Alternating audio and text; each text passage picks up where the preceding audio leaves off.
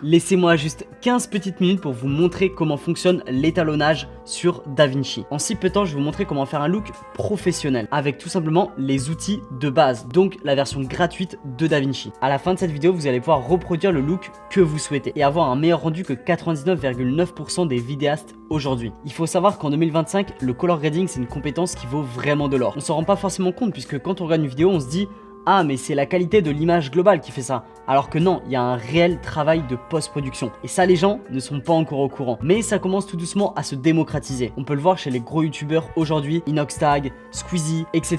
Ils ont tous un color grading de fou furieux. Et les Américains, ils ont déjà tout compris. Donc pour revenir au thème de la vidéo, que tu ne connaisses rien au logiciel DaVinci ou que tu sois expérimenté, tu vas trouver ton bonheur. Et à la fin, tout le monde t'enverra des messages pour te dire comment est-ce que tu as fait ton color grading. Et si toi aussi tu veux devenir un réel filmmaker et vivre de ta passion, avoir tous les skills possibles et toucher réellement des clients qui te payent correctement, j'ai une solution pour toi qui peut t'aider. Reste bien jusqu'à la fin de la vidéo. Numéro 1, le Color Space Transform. Alors au tout départ, une fois qu'on a importé notre rush, ce qu'on va faire c'est qu'on va trouver une image de référence. Alors une fois qu'on a trouvé son image de référence, on peut aller directement dans la section étalonnage. Alors ici au premier abord ça peut paraître un petit peu compliqué, mais vous allez voir qu'avec les outils qu'on va utiliser, ça va être super simple. Avant toute chose, on va aller ici dans le petit engrenage, là dans Color Management, on va venir mettre Timeline Color Space, on va venir se mettre en DaVinci White Gamut. C'est pour avoir encore une fois un maximum de flexibilité dans notre étalonnage. Et dans Output Color Space, on va venir tout simplement se mettre en Rec 709 2.4. Alors ici, vous avez ce qu'on appelle les nodes. On va dire que c'est plein de petits compartiments, on va y ajouter toutes nos modifications. On en crée 1, 2, 3, 4, 5 et à chaque fois,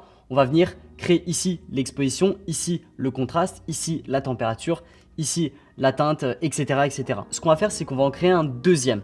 Donc on fait Option S sur Mac. Alors ce qu'on va faire au tout début, c'est qu'on va créer notre Color Space Transform. On part du principe que vous filmez avec votre caméra en log. Si votre caméra peut filmer en log, faites-le parce qu'en post-production, vous allez pouvoir aller beaucoup plus loin dans les retouches. C'est pour ça qu'on voit cette image, comme vous voyez l'écran, très flat, très désaturé. C'est pour ensuite, en post-production, remettre tout ça à niveau et aller beaucoup plus loin dans les détails. C'est très grossier ce que je vous dis, mais c'est pour que vous compreniez. Si vous ne filmez pas en log, passez directement cette étape. La technique que je vous donnais vous permet d'être encore plus précis dans votre étalonnage. Alors soyez attentifs. Alors notre deuxième node, on va le mettre directement tout à la fin.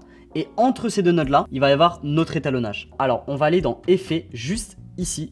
Et on va venir choisir Color Space Transform et on va venir tout simplement le drag and drop jusqu'à notre premier node. Et donc ici dans Input Color Space, on va tout simplement venir mettre tes specs de ta caméra. Donc moi je peux pas savoir exactement quel profil tu as utilisé sur ta caméra. Je t'invite à regarder directement sur ta caméra. Tu peux voir quand tu filmes en log quel profil tu as utilisé. Donc moi j'ai filmé en Sony S-Gamut 3 Ciné et ça faites-le vraiment correctement parce que ça influe énormément sur le résultat final. Et donc là dans Input Gamma, on va venir mettre pareil Sony S-Log 3. C'est juste le profil dans lequel j'ai filmé. Et dans Output, vous mettez les paramètres de votre timeline. Donc là, en l'occurrence, nous on a mis DaVinci White Gamut. Et en Output Gamma, on se met en DaVinci Intermediate. Donc là, on voit que ça n'a rien changé. Mais vous inquiétez pas, on a créé un deuxième node, c'est exactement fait pour. Et donc là, ce qu'on fait, c'est qu'on fait un CTRL-C.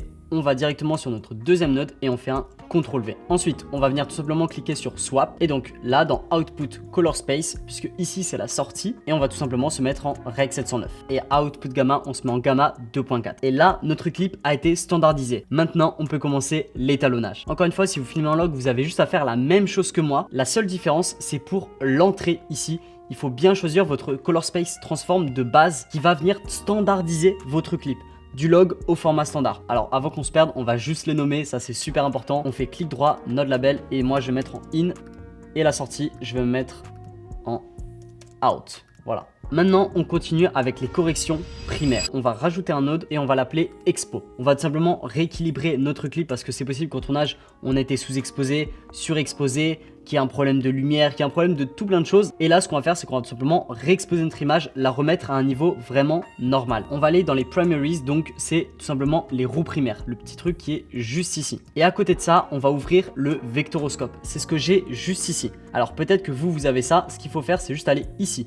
On clique dessus et ici vous allez dans Waveform. Ensuite on va juste à côté et on va venir tout simplement décocher Colorize pour nous donner uniquement l'exposition. Ça va nous indiquer où sont nos hautes lumières. Donc là vers le haut, où sont nos hautes lumières et où sont nos basses lumières. Un truc qui est très important, c'est qu'il ne faut jamais dépasser les 896. Au-delà des 896, l'image devient trop surexposée. Et en dessous de 0, l'image devient trop sous-exposée. Alors le lift, c'est tout ce qui est les tons clairs. Les tons moyens, c'est tout ce qui est gamma. Les tons foncés, c'est le gain. Et le offset, c'est tout simplement tous les tons mélangés en même temps. Comme on peut voir dans mon image, ce qu'on peut rehausser un tout petit peu, c'est en touchant ici, uniquement là, parce que là, si on touche ici, bah, ça va faire les rouges.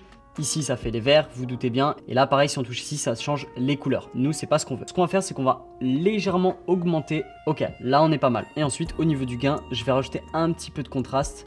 Du coup, les tons foncés, mais très légèrement pour récupérer un petit peu de détails dans l'image. Ok, et là, je pense qu'on est pas mal. Là, je vais juste rajouter du contraste, histoire de redonner un tout petit peu plus de profondeur à mon image. Donc là, les contrastes juste ici. Ok, donc là mon image a correctement été exposée. Maintenant on va juste revoir la balance des blancs. Il faut savoir qu'à ce moment là c'était le matin, donc il y avait le soleil qui tapait juste derrière mon appartement. Donc tout était très doré. Mais on va essayer de réharmoniser tout ça et le rendre un petit peu plus naturel. Alors maintenant on va rajouter du coup un nouveau node, option S. Et on va venir le renommer et on va mettre la température. Et nous on va pas juste aller ici dans cet outil qui va vers le bleu et ensuite vers le rouge, on va prendre un outil beaucoup plus puissant que celui-là. Et ça, c'est un vrai tip que je vous donne. Là, on va retourner dans Effet pour celui-là et on va prendre Chromatique Adaptation. On va venir le glisser-déposer et ensuite dans Target Illuminant, pareil, on se met dans Color Température. Et là ensuite, on voit les Kelvin de base. Et là, en fait, tout simplement, c'est qu'on va venir zoomer sur quelque chose de blanc. Donc là, en l'occurrence, ma chemise. Et on va essayer de la rendre la plus blanche possible. Donc là, on voit bien qu'elle est beaucoup trop jaunâtre. Donc on va venir la ramener un petit peu plus bleutée. Alors, pas trop. Et pareil pour la teinte, on va mettre une touche de vert. Si je fais un avant-après, voilà. Rien que là, la différence, elle est exceptionnelle. Quand on voit le avant-après, la différence, elle est énorme. Le but des couleurs primaires, c'est de préparer aux corrections secondaires pour qu'on ait l'image la plus standard possible, la moins fausse possible, pour que ensuite on puisse retoucher correctement nos couleurs. Et je vais juste en créer un tout dernier juste pour la saturation. Et je vous déconseille aussi d'utiliser l'outil de base, donc qui est ici, juste ici, saturation. Il est très mauvais et les couleurs rendent vraiment très mal. Mais moi je vous conseille d'utiliser celui-là, celui qui a une espèce de petite goutte d'eau. L'outil saturation est beaucoup plus violent, il est beaucoup plus précis, donc il faut vraiment faire vraiment attention, mais le résultat final est vraiment meilleur. Donc là, saturation, on va juste l'augmenter un tout petit peu, un 20. Je trouve que c'est pas mal. Ok, un 18. Et là, tout simplement, on a fini nos corrections primaires. Maintenant, les secondary. Dans un premier temps, on va retourner ici dans nos curves et on va aller ici. Donc, l'espèce de petite molette avec la goutte d'eau. Ici, c'est hue vs saturation, c'est-à-dire qu'on va augmenter la saturation sur un endroit bien précis. Moi, en l'occurrence, j'aimerais amplifier un petit peu mon sol. Donc, ce que je vais faire, c'est que je vais prendre la molette qu'on voit directement à l'écran. Je vais cliquer ici et là, ça me prend directement les points. Donc là, vous voyez que si j'augmente, ça devient vraiment jaune. Si je baisse, ça enlève les couleurs. Alors moi, ce que je vais faire, c'est que je vais l'augmenter un tout petit peu, vraiment très légèrement, histoire de faire ressortir le soleil. Et je vais faire exactement pareil pour les nuages. Donc je sélectionne les nuages. Là, si j'augmente, ça rend tout bleu. Si je diminue, voilà. Il faut pas que ça soit baveux. Le color grading, c'est vraiment très minutieux. Donc là, on commence déjà à avoir un petit look de orange and teal. Moi, j'aime beaucoup. Donc maintenant, si on va aller changer une couleur, c'est l'outil qui est juste à côté. Là, c'est hue vs hue. Donc là, si je prends une couleur, par exemple, je reprends ma pipette, là, ça resélectionne mon orange. Et là, en fait, si je l'augmente, si je le bouge, on voit que ça part dans tous les sens. Donc moi, ce que je veux, c'est que j'aimerais un truc encore un petit peu plus orangé. Là, on est vraiment sur du saumon, ça me plaît pas trop. Ok, là, je pense qu'on est pas mal. Si on fait un avant-après, on a rehaussé les couleurs, on les a mis un petit peu plus rouges et moi, j'aime beaucoup le résultat. On va faire exactement pareil pour le bleu. Donc, je vais sélectionner ma couleur. Et ici, moi, j'aimerais un bleu un petit peu plus... qui tire un petit peu plus vers le vert. Là, si on part vraiment dans les extrêmes, ça devient vraiment pas beau. Donc, il faut être ultra minutieux. Là, ça commence à être vraiment sympa. On retrouve ce côté un petit peu orange and teal comme on a l'habitude de voir au cinéma. Je vais ensuite recréer un node et je vais rechanger encore un petit peu la température pour la mettre un petit peu plus chaude. On va aller ici dans les couleurs primaires, mais ici à côté en HDR et on va venir augmenter ici dans le niveau global la température. Donc là, on voit que si on bouge dans tous les sens, ça fait un peu n'importe quoi. Et ici, on va rajouter un tout petit peu de teinte chaude. Vraiment, ça se joue à presque rien. Et là, on commence à se rapprocher d'un résultat que j'aime beaucoup. Donc là, moi, je vais juste, comme on voit que ici, les couleurs ont un petit peu changé, je vais juste rajouter un tout petit peu de saturation sur le ciel. Si je fais un avant-après, voilà. On a redonné un petit peu de chaleur à notre image. Ensuite, je vais faire un Option P puisqu'on va changer les skin tones. Mais les skin tones de l'image globale. Donc, on fait Option P juste ici. Et là, on va venir remettre un nom et on va venir mettre skin tones. C'est tout simplement les couleurs de la peau. On va prendre une technique qui est vraiment très simple et qui fonctionne très bien. Dans l'espèce de petite goutte d'eau qui est juste ici, et il y a un truc là qui s'appelle skin pour les skin tones. Pour voir où sont nos skin tones, on va cliquer sur l'espèce de demi-lune qui est juste ici. Quand Quand on va se cliquer, ok. Et nous, tout simplement, ce qu'on va faire, c'est augmenter ou diminuer la luminance en cliquant juste ici. Donc là, on voit que si je l'augmente, je deviens carrément noir. Et si j'enlève, je deviens tout blanc.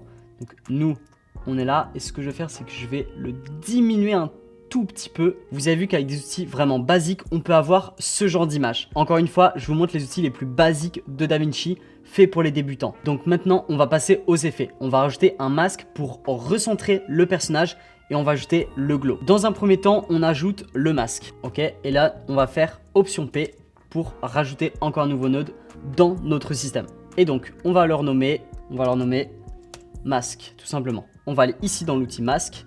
Et on va tout simplement créer une ellipse juste ici. Et on va venir le mettre autour de notre personnage. On crée des contours progressifs assez gros. Faut pas que ça soit vraiment très limité, sinon ça va vraiment faire bizarre. Et là, ouais, là je pense que on est pas mal. Et nous, on va cliquer juste ici pour inverser le cercle. Et ensuite, tout simplement, on retourne dans nos primaries.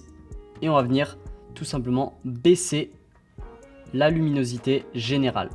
Donc là, on voit à l'écran que quand on baisse, ça crée notre petit masque autour de l'image. Alors faut pas vraiment trop forcer, sinon ça fait vraiment moche. Mais on essaie de faire quelque chose de relativement sympa. Et si je fais un avant-après sur le masque. Et enfin, pour terminer, l'effet de glow. Moi, c'est un petit peu mon effet péché mignon qui rend cette image vraiment très smooth, très dreamy, très cinématographique, que j'aime énormément mettre. Il faut savoir que j'ai un filtre glow directement sur mon appareil photo, mais parfois je l'ai pas et je le mets en post-production. Là en l'occurrence sur cette vidéo, je ne l'avais pas, donc je vais le rajouter en post-production. Et il est disponible sur la version gratuite de DaVinci. Alors ce qu'on va faire, c'est qu'on va venir se mettre ici et on va venir faire un Option S pour recréer un nouveau node. On va aller dans Effets et on va venir choisir Glow qui est normalement juste ici et on va le faire glisser déposer. Alors moi je vais vous montrer ma technique et qui fonctionne extrêmement bien avec le coloriste qui est d'ailleurs dans ma formation pour apprendre à être un vrai filmmaker, m'a appris et qui fonctionne extrêmement bien pour avoir un glow qui est extrêmement doux. On va venir au maximum ajouter le shine juste ici. Ensuite le spread vous le mettez au maximum et ensuite dans Composite Type juste ici vous allez dans Soft Light. Et à la fin si votre glow est quand même trop fort vous allez ici dans Global Blend et vous venez diminuer ou augmenter le glow. De base, ouais, il est à 1000. Moi, j'aime beaucoup quand il y a du glow, donc on va le laisser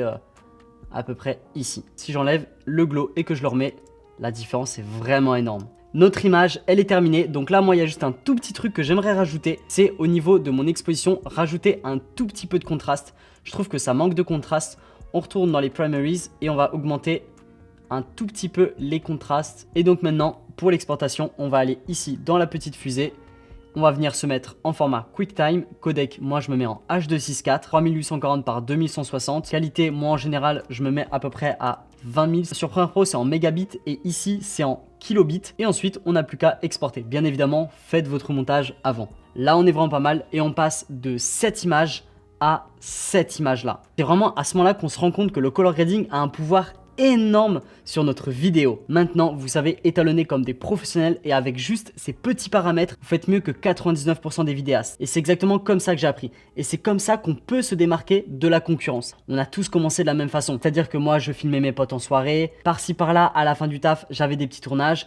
Et donc, j'ai commencé à m'intéresser à la vidéo. J'ai fait un petit peu de vidéo. Ensuite, j'ai fait du montage, je me suis acheté une bonne caméra. Ensuite, je me suis dit non, il me faut mieux. Il faut que je fasse du color grading. Ensuite, il faut que j'apprenne à faire une belle pré-production.